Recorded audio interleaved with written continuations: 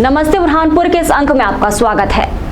बुरहानपुर में विधानसभा चुनाव के पहले सियासी दलों ने मतदाताओं पर अपना फोकस शुरू कर दिया है। युवा मतदाताओं पर सभी की निगाह टिकी है। बीजेपी प्रदेश प्रवक्ता अर्चना चिटनिस ने 42,000 युवा मतदाताओं को नामजद राष्ट्र निर्माण, राज्य निर्माण और शहर निर्माण में भागीदार बनने पर चिट्ठी लिखकर बधाई संदेश भेजा है। लेकिन दीदी की इस चिट्ठी पर सियासत शुरू हो गई है। बुरहानपुर में विधानसभा चुनाव का समय जैसे जैसे नजदीक आता जा रहा है, राजनीतिक दलों ने अपनी अपनी तैयारियां तेज कर दी है। खासकर युवा मतदाताओं पर सभी दलों की नजरें हैं। बीजेपी के प्रदेश प्रवक्ता पूर्व मंत्री अर्चना चिटनिस ने बुरहानपुर विधानसभा क्षेत्र के पहली बार मतदान करने वाले और 26 साल तक की उम्र के युवा मतदाताओं को अपनी हैंडराइटिंग में चिट्ठी लिखकर डोर टू डोर कार्यकर्ताओं के हाथ भेजी है। इस चिट्ठी में अर्चना चिटनिस ने राष्ट्र निर्माण, राज्य निर्माण और शहर निर्माण में भागीदार बनने पर उन्हें बधाई दी है और साथ ही अपनी इस ताकत का सही उपयोग करने की अपील की है। बुरहानपुर विधानसभा में गत 5.5 माह से 18 वर्ष से लेकर 23 वर्ष को के साथ साथ 26 वर्ष तक के मतदाताओं को जोड़ते हुए 42,000 से अधिक मतदाताओं को नाम लिख कर पत्र भेजे गए। जनरल पत्र नहीं था, हर मतदाता का नाम और पता लिखकर कार्यकर्ताओं ने ये पत्र पहुंचाए हैं। और मुझे ये आपको बताते हुए बहुत प्रसन्नता है कि भारतीय जनता पार्टी का जो बूथ शक्तिकरण अभियान था, उसके परिणाम और उसका प्रभाव इस पूरे अभियान में देखने को मिला। हम आज दिनांक तक 36,821 पत्र बांट चुके और जो शेष पत्र हैं वो आने वाले 8 से 10 दिन के अंदर बांटे जाएंगे। और नौ मतदाताओं को, नौजवानों को इतना इसमें आनंद हो रहा है, वे इस प्रकार रिस्पॉन्स दे रहे हैं, अपने वीडियो बना के भेज रहे हैं, घर आके मिलकर बोलकर धन्यवाद दे रहे हैं। उन्हें लग रहा है वो कुछ विशेष हो गए हैं, वो पहले से ज्यादा इम्पोर्टेंट हो गए हैं, उनके हाथ में कुछ विशेष शक्ति आ गई है। इस नव मतदाता पत्र के साथ साथ बधाई देने के अभियान का जो अनुभव रहा, जो प्रतिसाद रहा, जो कनेक्ट बना नौजवानों से, वो अद्भुत है। 42,104 मतदाता हैं कुल जमा 26 साल तक। उन्हें पत्र देने के साथ साथ, बधाई देने के साथ साथ ये भी बताया गया है पत्र में कि दुनिया के देशों में सबको ऐसे मताधिकार एक साथ नहीं मिला था। महिलाओं को लंबा संघर्ष करना पड़ा। वोट का मतलब ही था voice of tax paying elite. तब टैक्स देने वाले अमीर लोग ही वोट दे सकते थे और महिलाओं को बहुत लंबा खड़ा संघर्ष करना पड़ा दुनिया के देशों में। भारत ने आजादी मिलते ही अपनी परंपरा, महिलाओं का मान सम्मान और स्नेह जो समाज से और परिवार से महिलाओं को मिलता रहा है, साथ में सामाजिक समरसता जो हमारे संस्कार में है, उसको परिलक्षित करते हुए संविधान सभा ने एक साथ सबको समान मताधिकार दिया है। और इसको सेलिब्रेट करना, इसके महत्व को समझना, इसको अधिकार के साथ साथ कर्तव्य समझना और निर्णय करना देश में कि कैसी सरकार बने देश में, किसकी सरकार बने प्रदेश में, कौन ऐसा व्यक्ति है जो हमारे क्षेत्र को बेहतर संभाल सकता है, ये हाथ में है नौजवानों के, हम सबको। ये बड़े महत्वपूर्ण बात को आपने इंगित किया है। पहली बार ये अवसर मिला है कि अभी जो 18 के हुए नहीं है, सितंबर में अक्टूबर के 18 वर्ष के होंगे, वे भी अभी से, आज से कल जाकर अपने मतदान की सूची में नाम जोड़ने का आवेदन दे सकते हैं, जाके ऑफलाइन दे सकते हैं, ऐप डाउनलोड करके दे सकते हैं। 18 के होंगे वो अक्टूबर में मतदान सूची में नाम जुड़ जाएगा अभी से, और नवंबर में अपने वोट का वो एग्जीक्यूट कर पाएंगे, डाल पाएंगे। दीदी की चिट्ठी पाने वाले युवा और नए मतदाता भी इस चिट्ठी के मिलने से काफी अभिभूत है। उनका कहना है इस चिट्ठी से उन्हें अपनी और अपनी वोट की अहमियत पता चली है। जो पत्रक मिला है उसमें कहीं पर भी ये नहीं लिखा था कि हमें किसको मतदान करना है या किसी पार्टी विशेष को मतदान करना है, परंतु राष्ट्र निर्माण, राज्य निर्माण और बुरहानपुर निर्माण में आप एक युवा कैसे मताधिकार का प्रयोग करके अपने राष्ट्र को बेहतर बना सकता है, अपने राज्य को बेहतर बना सकता है और अपने ज़िले और अपने विधानसभा को कैसे बेहतर बना सकता है, ये उसका एक संदेश लिखा हुआ था। आपको इससे पहले किसी नेता का इस तरह पत्र मिला क्या? नहीं, इससे पहले किसी का पत्र नहीं मिला था, परंतु जो प्रथम बार जो मताधिकार का देखिए, सबसे पहला जो हमारा अधिकार है वो सबसे बड़ा, जिससे हमारे मौलिक अधिकार है, तो सातवां सबसे बड़ा जो अधिकार है वो मताधिकार है। और इसी मताधिकार के दौरान हमको जो पहला पत्रक मिला है और ये बहुत अच्छा लग भी रहा है। क्या नाम है आपका? मेरा नाम विजय धारवे। कहाँ के रहने वाले हैं? मैं जाफरपुरा का रहने वाला हूँ। और क्या करते हैं आप? मैं अभी पढ़ाई कर रहा हूँ। लेकिन दीदी की इस चिट्ठी पर सियासत भी शुरू हो गई है। कांग्रेस के युवा कार्यवाहक अध्यक्ष हर्षित सिंह ठाकुर का कहना है कि बीजेपी केवल विकास के दावे करती है। बीजेपी सरकार में सबसे अधिक किसी को नुकसान हुआ है तो वो है युवा। पुराने वोटर समझ गए हैं कि बीजेपी सरकार ने कुछ नहीं किया, लिहाजा युवा वोटरों को रिझाने की कोशिश की जा रही है। बुरहानपुर में विधानसभा चुनाव 2018 में 4000 करोड़ का विकास मुद्दा बना था, लेकिन जनता ने इसको नकार दिया। युवा गेम चेंजर है। महंगाई बेरोजगारी के खिलाफ युवा कांग्रेस के पक्ष में और बीजेपी के खिलाफ वोट करेगा। हर बार बीजेपी सिर्फ दावे करती है। आपने पिछली बार रिजल्ट देख लिया था।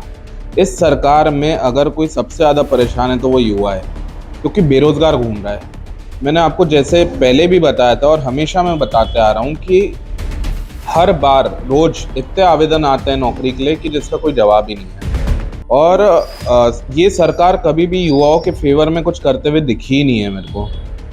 रही बात इनके रुझान और ये जो नई नई एक्टिविटीज़ करने की कोशिश कर रहे हैं, तो इनको मालूम है कि जो पुराने वोटर है वो जानते हैं कि कुछ करा नहीं है, कुछ हुआ नहीं है इतने सालों में, इसके लिए नए वोटरों को रुझाने की कोशिश कर रहे हैं। पर इससे होना जाना कुछ नहीं है। सब बहुत समझदार है, पढ़े लिखे युवा है, सब अपना अच्छा बुरा जानते हैं। वो वोट कांग्रेस पार्टी में ही डाल के आएंगे, कुछ भी हो जाए। आपने देखा होगा पिछली बार भी ज़्यादा से ज़्यादा युवाओं ने ही जिताया ये चुनाव। इस बार भी युवाओं की ही भागीदारी रहेगी और युवा ही चुनाव लड़ेगा। कई बार होता ये है कि बड़ों के मार्गदर्शन में रह के प्लानिंग करी जाती है चुनाव की, पर युवा समझदार हो गया है, उनको अपना अच्छा बुरा मालूम है। और हमारा जो प्लानिंग है युवाओं को लेके, हमने ज़्यादा से ज़्यादा लोगों को, जैसे इस बार भी जब अभी मेंबरशिप ड्राइव चली थी तो हमने ज़्यादा से ज़्यादा युवाओं को इससे जोड़ा है। और ऐसे 43,000 हमने भी मेंबर्स बनाए थे। उसमें डिवाइडेशन नहीं है कि कितने युवा कितने बुजुर्ग वगैरह, पर आपको इससे रुझान समझ में आ रहा होगा कि कांग्रेस से लोग जुड़ना चाह रहे हैं। मुझे तो कहीं भी विकास नहीं दिखता है। बेरोजगारी चरम पे है, महंगाई चरम पे है। आप देखेंगे कि टमाटर के भाव किधर जा रहे हैं, घर में माताएं बहनें परेशान हैं। ये जब घर चलाने की बात आती है, जब नौकरी पाने की बात आती है, तो इंसान अपना अच्छा बुरा सोच के बीजेपी के खिलाफ वोट डालेगा और कांग्रेस के पक्ष में वोट डालेगा। बीजेपी के शासन में, सरकार में हमेशा आंकड़े बड़े बड़े ही रहे हैं। आपने पिछले चुनाव में देखा था, जो बहुत बड़ा मुद्दा बन के आया था कि 4000 करोड़ का विकास हुआ है।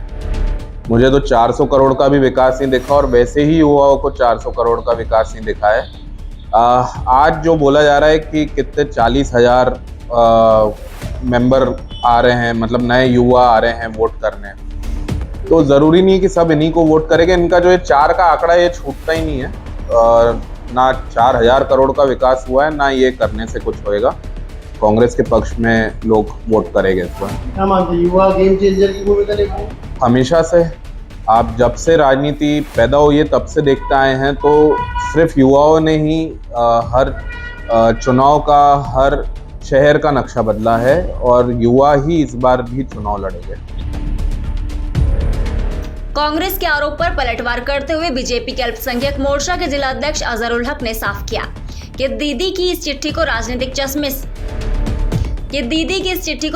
चश्मे से नहीं देखा जाना चाहिए। उनकी ये चिट्ठी एक नेता के राष्ट्र निर्माण, राज्य निर्माण और शहर निर्माण के दृष्टिकोण को दर्शाता है। चिट्ठी में बीजेपी के पक्ष में वोट की अपील नहीं की गई और न ही चिट्ठी में बीजेपी के कमल निशान का उपयोग किया गया। हर्षित सिंह ठाकुर पर निशाना साधते हुए उन्होंने कहा, मैं उन्हें ना तो युवा नेता मानता हूं और ना ही वरिष्ठ। वो एक अपरिपक्व नेता है और परिवारवाद के चलते उन्हें कांग्रेस ने जिम्मेदारी दी है।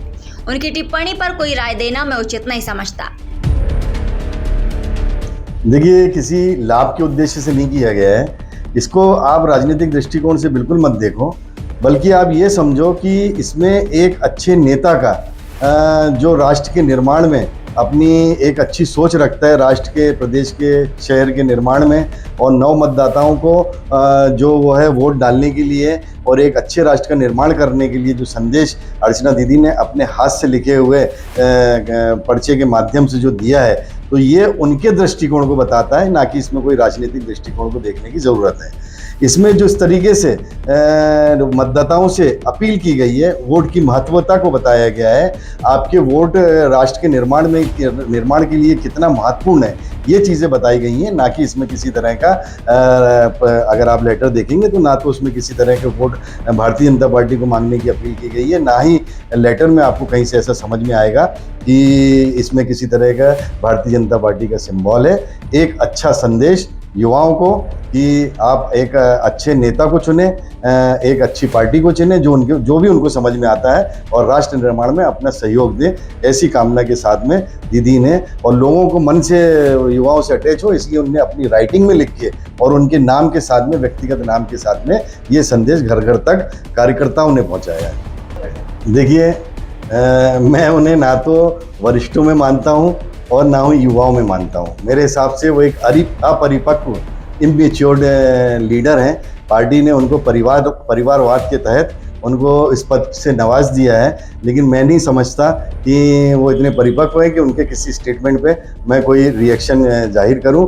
और दूसरी बात, ये जितनी भी बातें वो कह रहे हैं, 5 साल में जनता ने जिस तरीके से जनता का रिएक्शन आया है, शायद वो उनके खुद के घर के लिए कहना चाह रहे हो, गलती से हमारी पार्टी के लिए निकल गया उनके मुंह से, लेकिन उनकी बात को मैं इतनी अहमियत नहीं देता हूँ। दीदी की चिट्ठी पर मची सियासत पर सियासी जानकारों का कहना है एक अच्छा कदम है, लेकिन इससे बीजेपी को कोई फायदा मिलेगा, इसकी कोई गारंटी नहीं है। उन्होंने कांग्रेस को सलाह दी कि वो भी युवा वोटरों को साधने के लिए कोई ठोस कदम उठाए।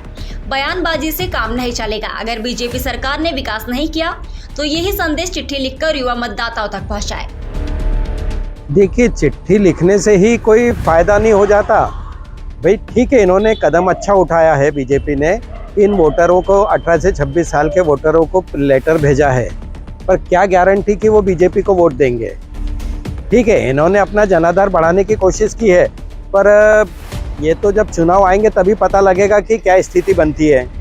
ये लेटर जो है वो वोट में तब्दील हो पाएंगे कि नहीं, ये देखने वाली बात होगी।